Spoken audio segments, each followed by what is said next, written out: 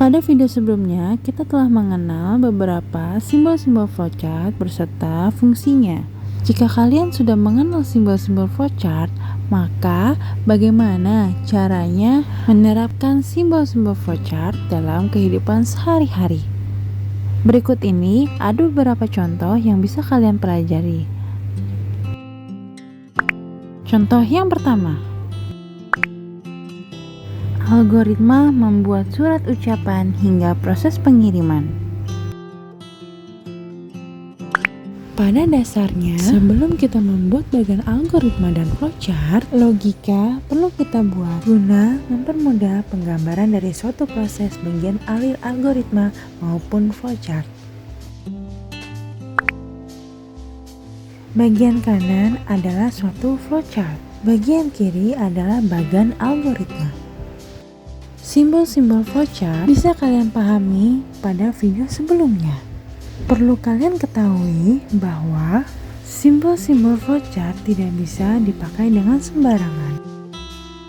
Setiap simbolnya memiliki arti yang berbeda. Bagian alir flowchart selalu diawali dengan mulai dan diakhiri dengan selesai, ataupun diawali dengan start, diakhiri dengan finish. Setiap poin-poin yang kita buat di bagian algoritma, kita masukkan ke dalam flowchart sesuai dengan simbol-simbolnya. Jika bagian algoritma tidak tersusun dengan baik, maka bagian alir flowchart tidak akan bisa jalan dengan instruksi-instruksi yang ada.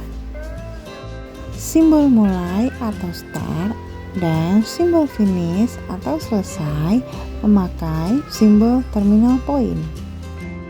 Untuk perintah proses, kita menggunakan simbol flowchart proses. Simbol flowchart proses berbentuk menyerupai persegi panjang. Untuk yang bersifat keputusan ataupun pertanyaan, simbol flowchart yang dipakai adalah decision atau belah ketupat, seperti contoh di atas. Pada contoh ini, menempelkan perangko. Jika menempelkan perangko tidak ada lemnya, maka proses yang kita lakukan adalah beli dulu. Jika sudah ada lemnya, maka lemkan perangkonya. Lakukan dan kerjakan bagian alir flowchart hingga selesai.